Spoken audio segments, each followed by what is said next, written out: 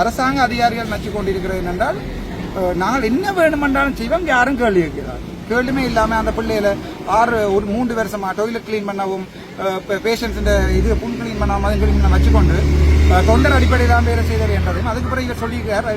ஏஓமே சொல்லியிருக்கணும் என்னடா, நீங்கள் 7 மணிக்கு முன்னம் வந்து புத்தகத்தில் சைன் வச்சா உங்களுக்கு வேலைக்கு முன்னுரிமை.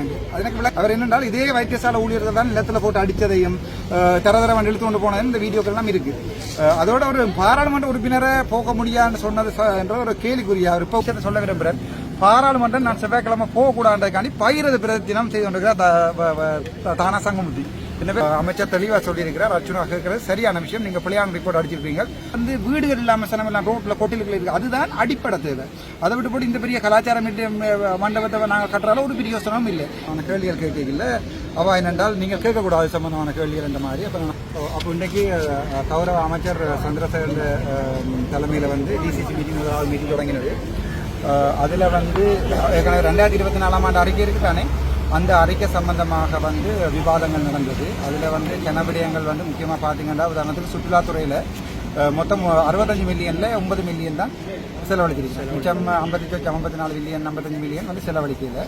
ஸோ அது சம்பந்தமான கேள்வி கேட்ட நேரத்தில் பாராளுமன்ற உறுப்பினர்கள் எங்களை விருட்டக்கூடாது அப்படி இப்படின்னு சொல்லி எங்களுடைய தங்கமுத்து சத்தியமூர்த்தி உட்பட கணவர் வந்து சொன்னதை எங்களை இப்படி கேள்வி கேட்கக்கூடாது. ஆனால் எங்களுடைய கௌரவ அமைச்சர் தெளிவாக சொல்லியிருக்கிறார். நான் சொன்ன எல்லாத்தையும் ஏற்றுக்கொண்டிருக்காரு. நான் சொன்ன சில நேரம் மிக விளங்காமல் இருக்கலாம். அந்த உதாரணத்துக்கு பார்த்தீங்கன்னு சொன்னால் யாழ்ப்பாணத்தில் பெரிய கலாச்சார மண்டபம் ஒன்றை கட்டிருக்கணும். அதுக்கு வந்து எந்த ஃபேஸ் போகுது, எந்த எவ்வளோ காசு செலவழிச்சிருக்காம என்னன்ற அடிப்படை அறிவு கூட இல்லை. அப்போ நான் சும்மா கேட்டேன். அதுக்கு ஒரு படமையாப்பு ஒரு அந்த இந்த கச்சேரியை கட்டுறேன்னு சொன்னால் ஒரு ப்ராஜெக்ட், அது ஒரு ப்ராஜெக்ட். இந்த ப்ராஜெக்ட்டுக்கு ப்ராஜெக்ட் மேனேஜ்மெண்ட் தெரிஞ்சாக்க இருக்கணும். வேறு நம்மளுக்கு 2 பார்த்தீங்கன்னா தெரியாது.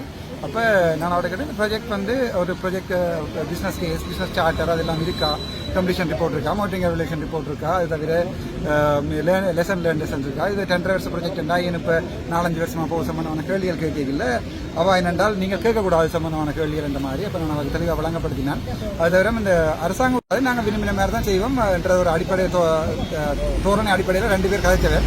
முக்கியமாக வந்து எங்களுடைய யார் எலக்ட்ரிசிட்டி போர்ட் இன்ஜினியரும், 2வது வந்து சுகாதார செயலாளரும், மாநசபை சுகாதார செயலாளரும், 3வது வந்து யாராவது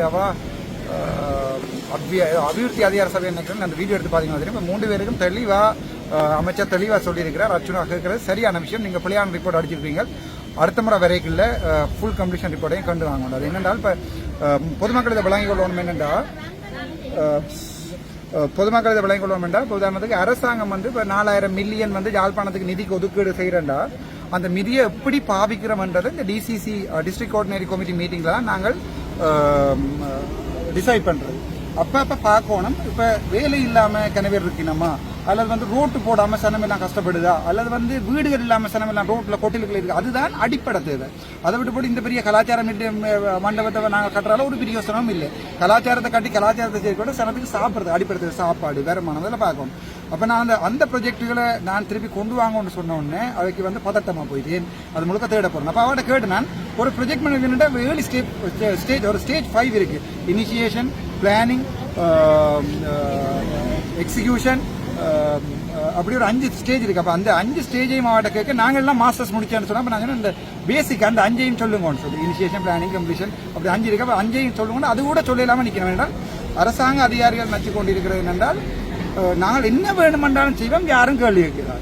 கேள்வி கேட்டால் பிரச்சனை இருந்து. பட் இன்று முழுக்க கேள்விகளாக தான் இருந்தது. இந்த வீடியோ நீங்கள் லைவில் போனதாங்க அதில் இருக்கிற நான் கழிச்ச விஷயங்கள் எடுத்து போடுங்க.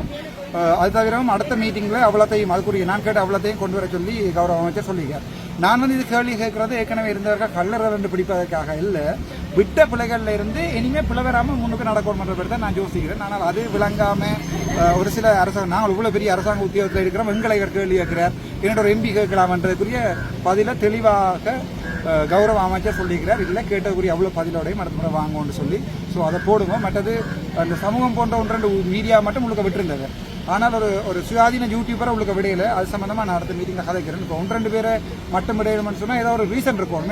அப்ப நீங்களும் அடுத்த முறை போகணும், உண்மைத்தன்மை வெளியால வரணும்ன்ற சம்பந்தமாகவும் மற்றது உங்களோட பேர் டீட்டெயிலை கொடுத்து அடுத்த டிசிசி மீட்டிங்ல நீங்க நடக்கிற விஷயங்களை நீங்களும் சுயாதீனமா எடுத்து போடணும்ன்ற சம்பந்தமா நான் அமைச்சரோட கதைக்கிறேன். வேற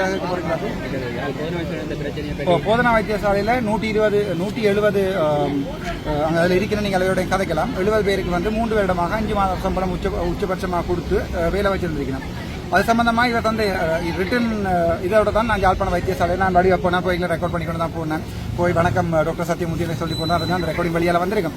அது சம்பந்தமா வைத்திய சத்தியமூர்த்தி இன்றைக்கு கூட எங்களோட டிசிசி மீட்டிங்ல நிலந்து காய்ச்சுவார். அப்போது தெளிவாக சொல்லியிருக்கிறார் என்னென்றால், கௌரவ அமைச்சர் சொல்லியிருக்காரு, இதை நாங்கள் பாராளுமன்றத்தில் போடுவோம். ஒரு விஷயத்தை சொல்ல விரும்புகிறேன். பாராளுமன்றம் நான் செவ்வாய்க்கிழமை போகக்கூடாதுக்காண்டி பயிரது பிரதினம் செய்து கொண்டிருக்கிறார் தானா சங்கமுத்தி. என்ன பேர் தானா சங்கமுத்தியில தங்கமுத்து சத்தியமூர்த்தி சரிதானே. அதாவது வந்து ஒரு சில பேருக்குள்ளால வந்து கனவேர் யாழ்ப்பாணத்தின் கனவேர் வைத்தியர்கள் கனவேர் ஒன்று சேர்ந்து, இவர் இல்லை வேற கனவேர் ஒன்று சேர்ந்து மேல் நீதிமன்றத்தில் ஒரு வழக்கு தொடர்றதுக்கு ஸ்டார்ட் பண்ணியிருக்கிறோம். அது சிம்பிளா போட்ட உடனே அந்த வழக்கு போயிடும். பட் அது இதே காசு செலவழிக்கிறோம் பார்த்துட்டு இருக்கேன். வழக்கு நடக்குது. வேறு ஏதாவது கேட்க போறீங்களா? பட் இவருடைய பிரச்சனை பாராளுமன்றத்தில் காய்க்கப்பட்டு அங்கே இவர்களுடைய வேலை சம்பந்தமா அது வந்து லேபர் லோன் ஒன்று இருக்கு. அதாவது வந்து வேலை தமிழ் தெரியாது, லேபர் லோன் ஒன்று இருக்கு. அதுல ஒரு மேக்ஸிமம் 6 மாதம் தான் ஒரு ஆளை நீங்க வேலைக்கு வச்சிருக்கலாம். ஒரு மாதமும் ஒரு நாளும் வேலைக்கு வச்சிருந்தாலும் இபிஎஃப் இடிஎஃப் கட்டாயம் நீங்கள் கொடுக்கணும். இப்போ ஒன்றுமே இல்லாம அந்த பிள்ளையில 3 வருஷமா டொய்லெட் கிளீன் பண்ணவும், பேஷண்ட்ஸ் இது புண் கிளீன் பண்ணாமல் வச்சுக்கொண்டு தொண்டர் அடிப்படையிலான வேலை செய்தது என்றதையும் அதுக்கு பிறகு இவர் சொல்லியிருக்காரு. ஏஓமே சொல்லியிருக்கணும் என்னடா, நீங்கள் 7 மணிக்கு முன்னம் வந்து புத்தகத்தில் சைன் வச்சா உங்களுக்கு வேலைக்கு முன்னுரிமை. அது எனக்கு விளங்கல. அப்படி ஒரு எந்த அரசாங்கம் கொடுக்குமாண்டு அது சம்பந்தமாக சுகாதார அமைச்சரோட கைக்கு சிரிக்கணும். அது சம்பந்தமாக பாராளுமன்றத்தில் போய் இன்கொயரி வரைக்கும் இல்லை நினைக்கிறேன். சத்தியமூர்த்தி அவர்கள் பாராளுமன்றத்தை கூப்பிடுறது மட்டுமல்லாமல் அந்த இன்கொயரியை பாதிக்கப்படாமல் இருக்கணுன்றதுக்காண்டி சத்தியமூர்த்தி அவர்கள் இடமாற்றம் செய்வதற்குரிய உத்தரவாதம் தரப்பட்டிருக்கிறது. நன்றி. உங்களுக்கு எதிராக வந்த தவறான கருத்துக்களை பரப்பின ஊடகங்களுக்கு சட்ட நடவடிக்கை எடுப்பீங்க?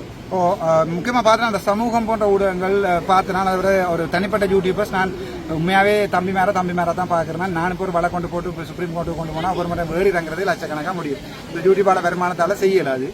நான் பார்க்குறேன்னு சொன்னால் இல்லையே நிலங்கள் ஏதோ இல்லை இருக்கிற கோபத்தில் இப்படி செய்திருக்கிறாங்க நான் யோசிக்கிறேன். ஒரு லாஸ்ட் வார்னிங் கொடுக்குறேன். சரியான விஷயத்தை சரியா போட்டேன். இப்போ டாக்டர் அர்ச்சனா போய் வைத்திய சங்கத்தின் போது வெரிட்டினாரண்டா போடுவேன். நானே போடுறேன். நீ ஏன் போடுறேன்னு நான் HT-ல 4K-ல போட்டிருக்கேன். தமிழ்நாடு நான் சொல்லியிருக்கேன் அவனுக்கு. அவர் என்னென்றால் இதே வைத்தியசாலை ஊழியர்கள் தான் நிலத்தில் போட்டு அடித்ததையும் தரதரவன் இழுத்து கொண்டு போனதையும் இந்த வீடியோக்கள் எல்லாம் இருக்கு.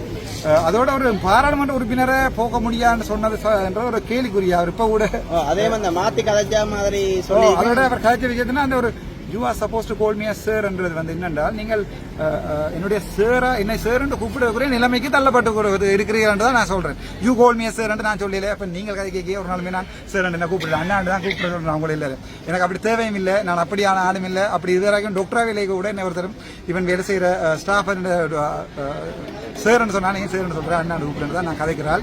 இவன் நர்சிங் ஸ்டாஃப் என்ன சேரன்னு கூப்பிடுக்க நான் வேணாம் என்று சொல்றேன். நான் அதுதான் என்னுடைய கேரக்டர். அதே அப்படி தேவையில்லை. கேளுங்க.